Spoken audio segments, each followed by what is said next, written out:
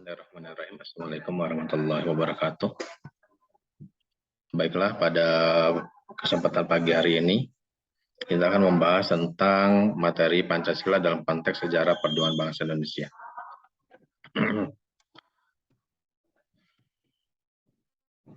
Di mana kronologi sejarah perjuangan bangsa itu merupakan awal dari kebangkitan nasional. Yang di dalamnya, ketika kita ingin merdeka, terakhir kali kita dijajah oleh Jepang. Sehga setelah selesainya penjajahan dari Jepang ini, dirumuskanlah Pancasila, di mana harus ada naskah proklamasi dan juga pembacaan dari teks proklamasi. Pancasila di sini disahkan oleh PPKI. PPKI itu ya Panitia Perjuangan Kemerdekaan Indonesia atau Panitia Persiapan Kemerdekaan Indonesia pada tanggal 18 Agustus 1945 dengan dasar negara yaitu Republik Indonesia. Berdirinya negara kebangsaan Indonesia itu tidak dapat dipisahkan dari berbagai kerajaan-kerajaan yang ada di negara kita, seperti Kerajaan Kutai, Sriwijaya, Majapahit, Mataram, dan yang lainnya. Itu tidak bisa dipisahkan. Ketika negara kita dijajah, itu pertama kali yang dijajah bukan negaranya, tetapi kerajaan-kerajaan itu, karena kita belum memiliki suatu negara. Indonesia itu belum dimiliki ketika pertama kali penjajah datang ke negara kita.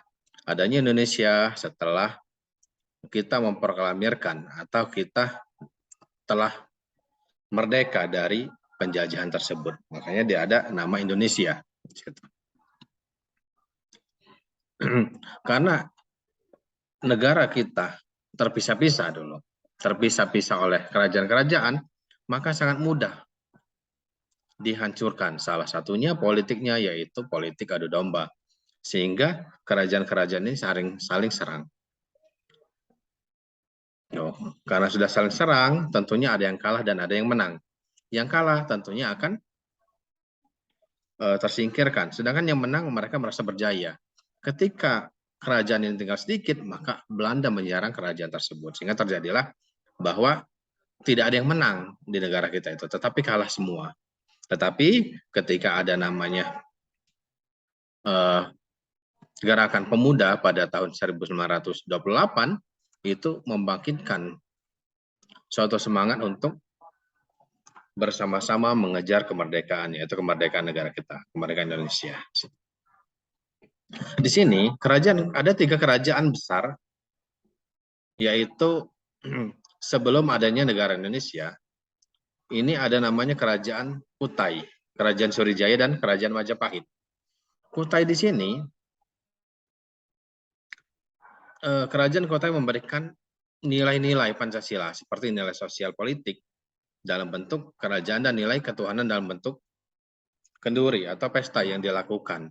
Sedekah pada Brahmana. Kalau sekarang itu dapat kita lihat bahwa kalau ada apapun, kita selalu bersyukur kepada Allah Subhanahu wa Ta'ala. Kenapa seperti itu? Karena pada zaman ini adalah masih zaman Hindu-Buddha. Walaupun Islam sudah ada, tetapi masih zamannya Hindu-Buddha dikenalnya. Yang kedua yaitu Kerajaan Sriwijaya. Kerajaan Sriwijaya ini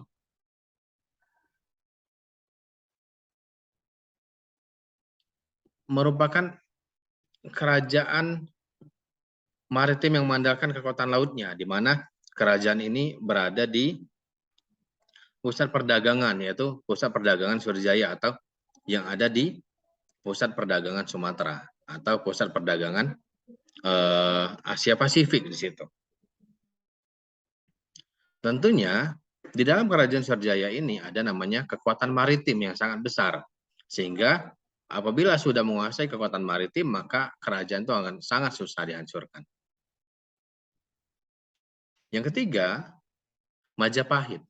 Kalau Majapahit ini tentunya melahirkan beberapa orang berilmu atau pakar-pakar, seperti Empu Prapanca, Empu yang lainnya, Empu Tantular. Nah, di sini adalah di zaman Majapahit itu adalah melahirkan empu-empu. Artinya mereka empu ini adalah orang-orang yang berilmu, orang-orang yang memiliki keahlian di dalam bidangnya. Sedangkan kebangkitan nasional itu dimulai atau diawali dari berdirinya Budi Utomo atau organisasi Budi Utomo yang dipelopori oleh Dr. Wahidin Sudirohusodo pada 20 Mei 1908. Artinya di sini karena ada kejenuhan dari para pemuda, beratus-ratus tahun negara kita sudah dijajah, sehingga kita harus mengambil satu sikap. Yang sikapnya itu tentunya harus merdeka dari penjajah. Selain Budi Utomo ini sendiri, ada namanya Syarikat Dagang Islam. Ini sama fungsinya adalah untuk kebangkitan nasional atau untuk memerangi para penjajah. Atau membangkitkan semangat untuk merdeka dari penjajah di sini.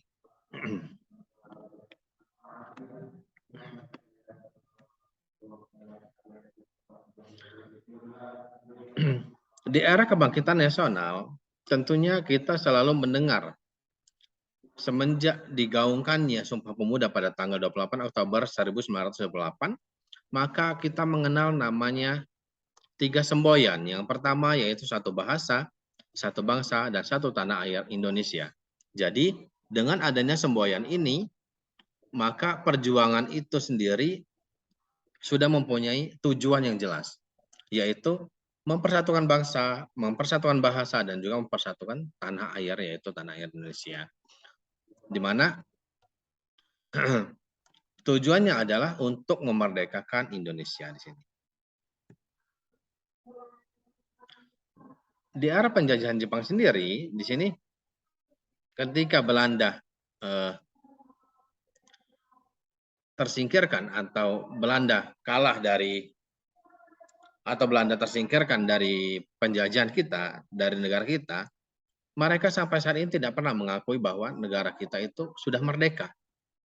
Mereka mengatakan bahwa negara Indonesia itu tidak pernah merdeka. Gitu. Jadi kemerdekaan yang kita miliki itu dianggap bohong belaka oleh mereka. Di mana pada tanggal 29 April 1945 bersamaan dengan ulang tahun Kaisar Jepang, penjajah Jepang akan memberikan kemerdekaan kepada Indonesia, kepada bangsa Indonesia. Ketika VOC sudah tersingkir dari Indonesia dan Jepang menduduki negara kita, maka berbagai macam cara Belanda ini ingin melakukan atau ingin merebut kembali negara jajahannya, yaitu negara kita. Tetapi karena kita tadi sudah bersatu, maka tidak dapat dipecah belah lagi. Pada tahun 1945 setelah Jepang dikalahkan oleh sekutu, maka di sana ada namanya ingin masuk kembali Hindia Belandanya.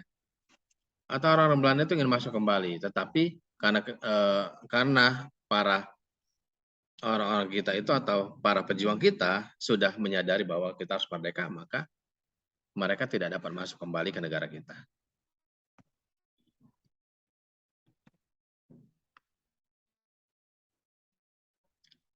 Kronologi perumusan Pancasila sendiri dan naskah proklamasi serta pembahasan tentang proklamasi, di mana pada tahun 29 Mei atau pada tahun 1945, tepatnya pada tanggal 29 Mei itu ada namanya sidang pertama, yaitu diprakarsai oleh BPUPKI atau Badan Persiapan Usaha-usaha Kemerdekaan Indonesia di sini, di mana dirumuskan oleh perumusannya itu yang pertama adalah materi Pancasila oleh Mr. Muhammad Yamin. Yang kedua, perumusan materi Pancasila oleh Mr. Supomo. Yang ketiga, Insinyur Soekarno pertama kali mengusulkan istilah Pancasila untuk dasar negara Indonesia.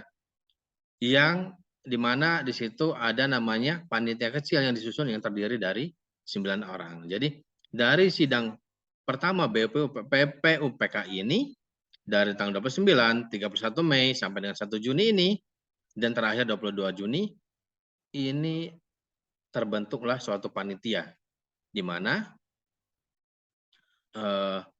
panitia yang mempersiapkan kemerdekaan Indonesia di situ.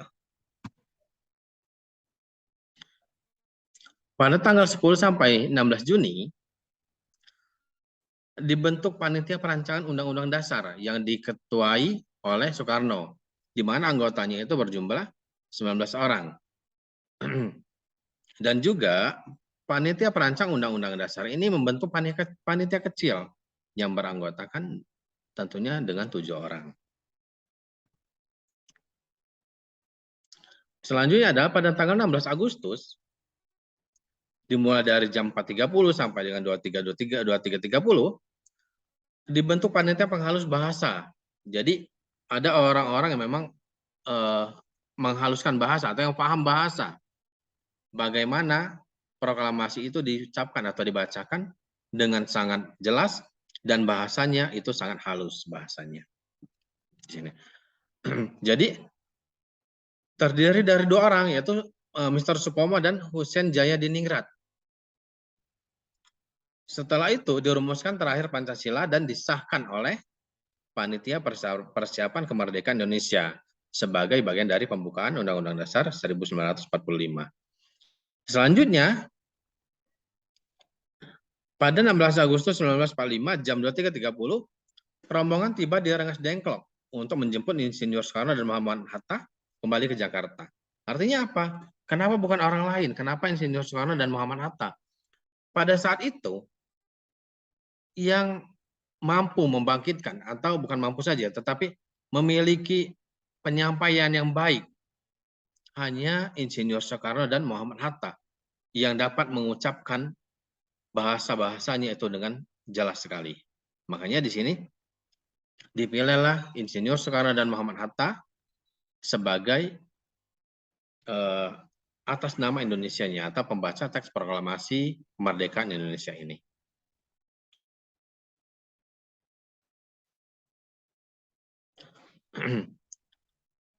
Pada tanggal 17 Agustus 1945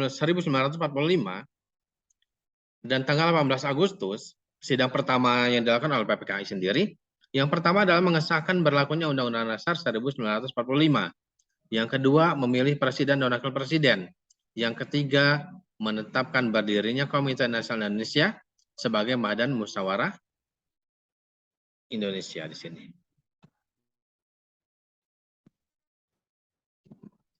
Di mana tadi di dalam pembacaan teks proklamasi ini oleh Insinyur Soekarno,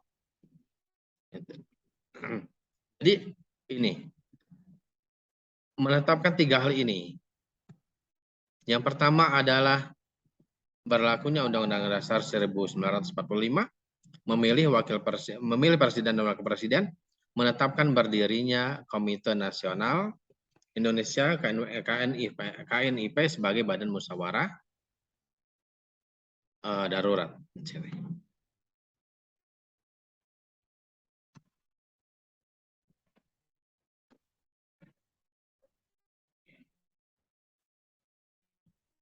Lanjut. Setelah masa proklamasi kemerdekaan, tentunya ada hal-hal yang harus ditetapkan. Yang pertama yaitu secara yuridis. Proklamasi merupakan saat tidak berlakunya tertib hukum kolonial dan saat berlakunya hukum nasional. Jadi secara yuridis bahwa kita harus memberlakukan hukum secara nasional atau hukum yang kita buat. Hukum yang ditentukan oleh bangsa kita.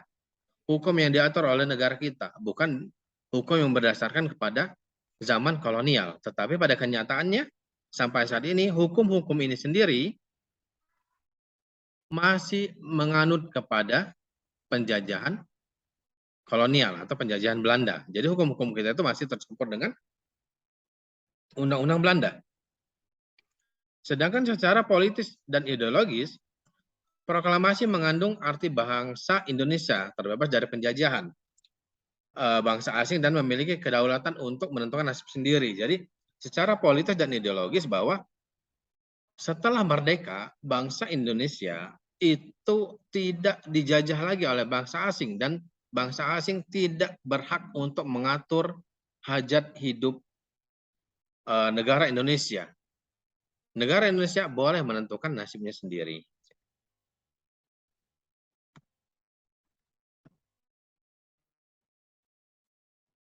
Selanjutnya, pada tahun 1949, karena Indonesia belum mempunyai suatu kekuatan negara, maka dibentuklah saat itu Republik Indonesia Serikat.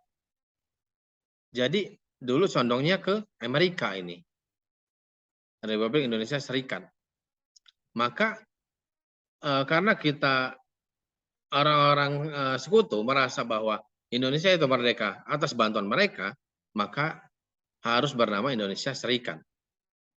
Di sana, di dalam konferensi meja bundar di Den Haag, khususnya pada tanggal 27 Desember 1949, merupakan suatu persetujuan yang ditandatangani antara Ratu Belanda, Juliana, dan pemerintah Indonesia menghasilkan keputusan antara lain.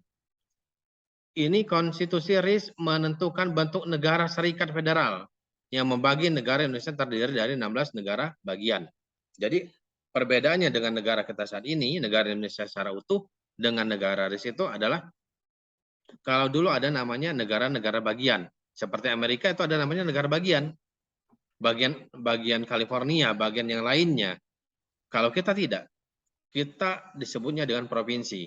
Artinya negara kesatuan yang utuh, bukan negara bagian-bagian. Yang kedua, konstitusi RIS menentukan sifat pemerintahan berdasarkan asas demokrasi liberal.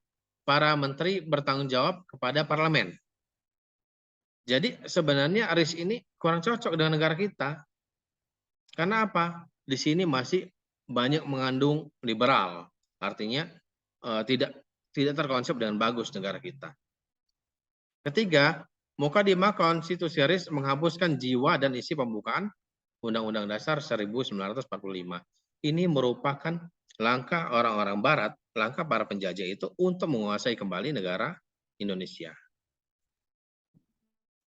Tetapi setahun kemudian, pada tahun 1950, dari bentuknya negara RIS, maka dihapuslah ke dalam Negara Kesatuan Republik Indonesia pada tahun 1950, di mana negara RIS ini dibubarkan, kita membentuk namanya Negara Kesatuan Republik Indonesia, di mana masih ada 3 bagian di sana. Negara bagian proklamasi itu yaitu negara Indonesia Timur, negara Sumatera Timur, dan juga negara bagian Republik Indonesia Proklamasi di dalam negara RIS ini. Tetapi saat ini sudah tidak ada. Yang ada itu adalah pembagian berdasarkan waktu, yaitu waktu Indonesia Barat, waktu Indonesia Tengah, waktu Indonesia Timur. Selanjutnya, untuk tetap konsisten terhadap deklarasi proklamasi, maka terjadi gerakan unitaristis secara spontan dan rakyat membentuk negara kesatuan menggabungkan diri dengan proklamasi Republik Indonesia yang berpusat di Yogyakarta.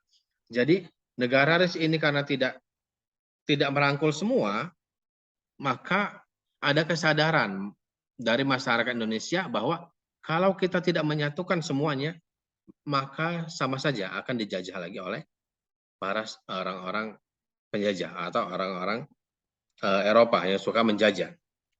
Gitu. Selanjutnya, persetujuan RIS dan negara Republik Indonesia pada tanggal 19 Mei 1950 dengan konstitusi sementara. Artinya, karena adanya keinginan untuk mengalihkan dari Republik Indonesia Serikat kepada Kesatuan Republik Indonesia atau Negara Kesatuan Republik Indonesia, maka dibentuklah namanya Undang-Undang Dasar Sementara.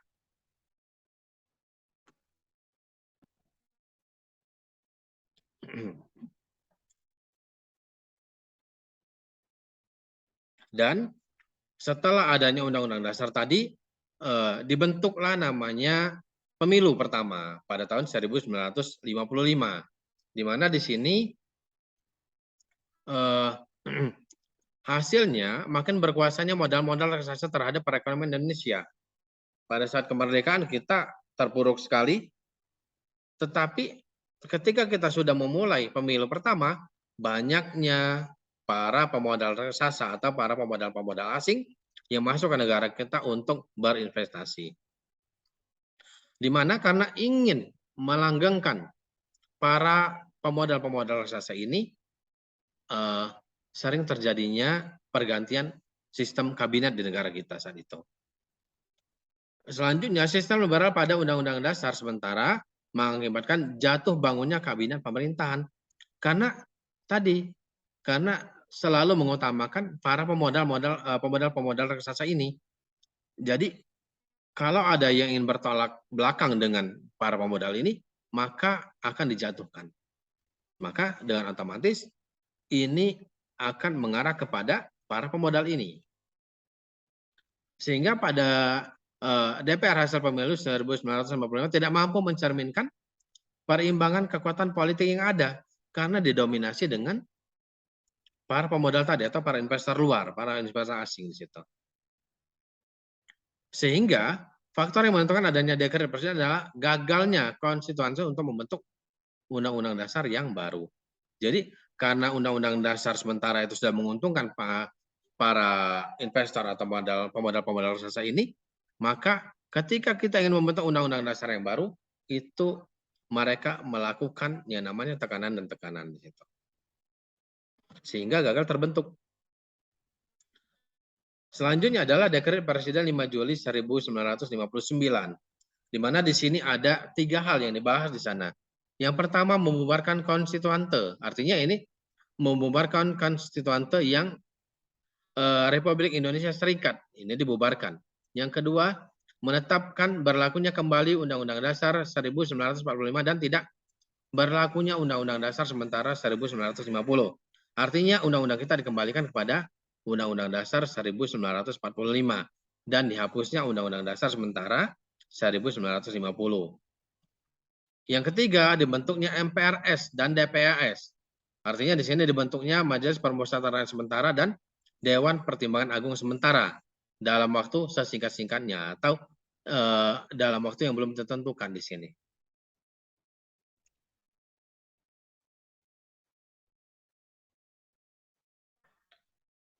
Dengan berlakunya Undang-Undang Dasar 1945, selanjutnya terjadi pelaksanaan pemerintahan Orde Lama sampai dengan tahun 1966. Akibat adanya pemberontakan PKI pada tanggal 30 September 1965, maka berakhirlah pemerintahan Orde Lama ini yang dikuasai oleh Presiden Insinyur Soekarno di sini.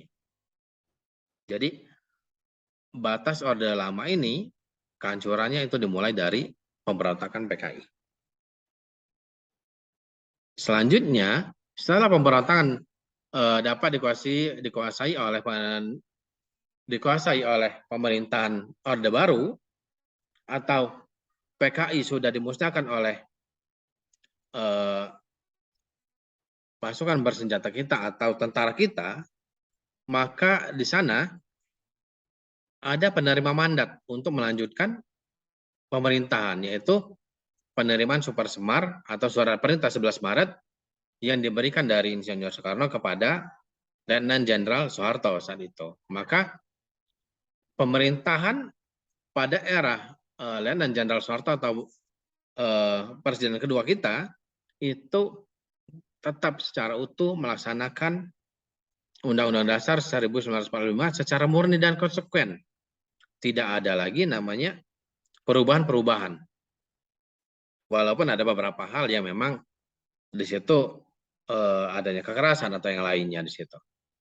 Sehingga disebut sebagai pemerintahan baru di sini eranya Soeharto itu, maka Orde Baru itu sampai dengan tahun 1958 di sana. Jadi Orde Baru di sini berakhir itu pada tahun 1958 ketika adanya demonstrasi besar-besaran dari mahasiswa di situ untuk menggulingkan pemerintahan Orde Baru.